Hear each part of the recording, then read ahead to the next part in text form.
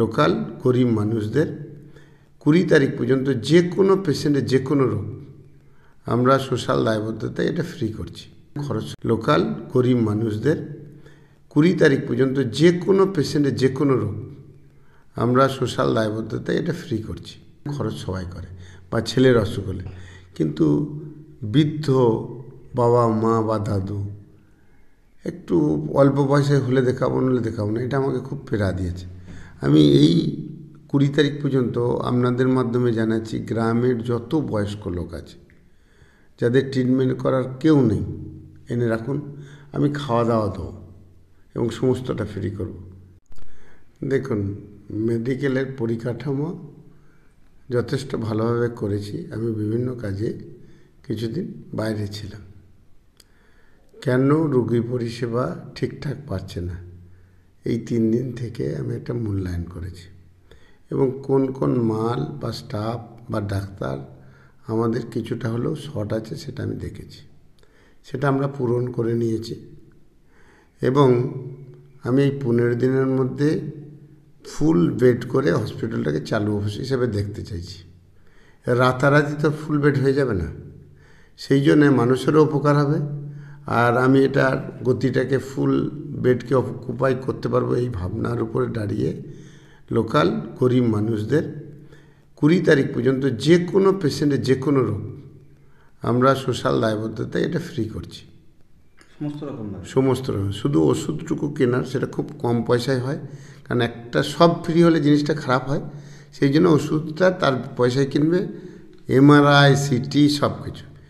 এবার প্রশ্ন আসছে যে এখন দেখালাম হয়তো MRIটা 21 তারিখ কি 25 তারিখ হবে, সেক্ষেত্রে 20 তারিখের মধ্যে টোকেন হলে যতদিন ধরে তার দেখানোর সমস্ত রোগ এমনকি অপারেশন সেটাও আমরা ফ্রি করব। আমি যেটা চাইছি, বীরভূমের রুগীকে যাতে বাইরে না যেতে হয় এবং 1 বছরের মধ্যে আমরা এটা করবই, তো তার আগে আমি ট্রায়াল করে নিতে চাইছি যে আমার কতটা আরও জিনিসপত্র করতে হবে। আমি আশা রাখছি প্রতিদিন অন্তত 15 থেকে 1800 পেশেন্ট সোমবার থেকে দেখানো হবে, সর্বনিম্ন সেটা 2-3 হাজারও হয়ে যেতে পারে। সেই পরিকাঠামো আমরা গঠন করছি এবং সমস্ত বেড অকুপাই হবে আমার ধারণা। আপনাদের মাধ্যমে গরিব মানুষ যারা আছেন, বিশেষ করে বয়স্ক, বাড়িতে কেউ দেখার নেই বা সেইভাবে করে না, এখানে আপনারা আপনাদের মারফত তাদের বাড়ির কাউকে নিয়ে আসতে বলুন, আমি ওষুধটাও তাদের ফ্রি করে দেবো। আমি যেটা দেখেছি বুঝলেন, আমার যেটা ফিলিংস,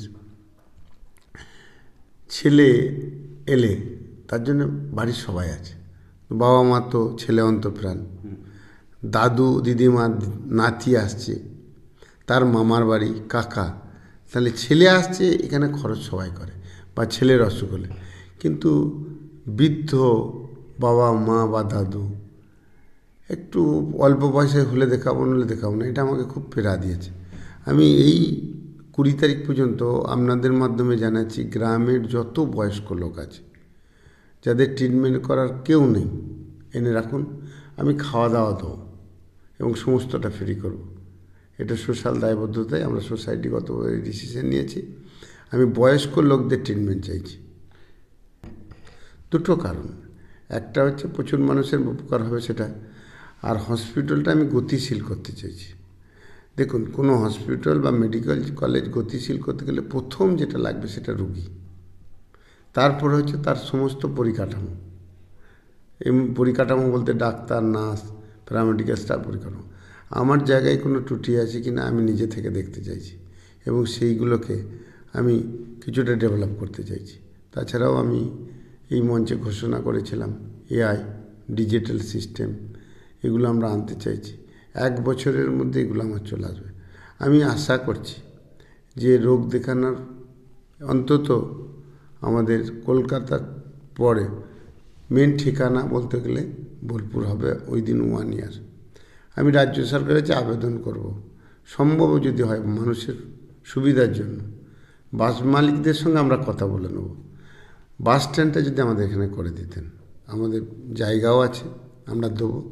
যে বিশেষ করে ইলামবাজার বা সিউড়ি এই ধরনের বাসগুলো যদি এই পর্যন্ত চলে আসতো, মানুষের অনেকটা সুবিধা হতো।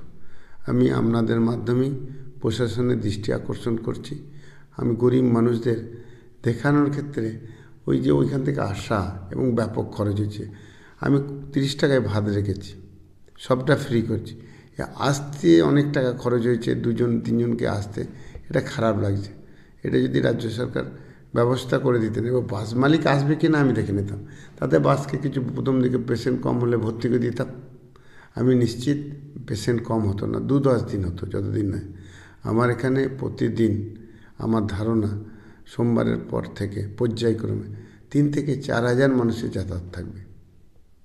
আমি একটা জিনিসই চাইছি যে প্রপার আপনাদের মাধ্যমে ইনফরমেশন যাক, এবং আমরা প্রমাণ করে দিতে চাইছি সাউথের চেয়ে কোনো অংশে খারাপ ট্রিটমেন্ট হচ্ছে না। এইটা প্রমাণ করার জন্য যা করার আমি করব।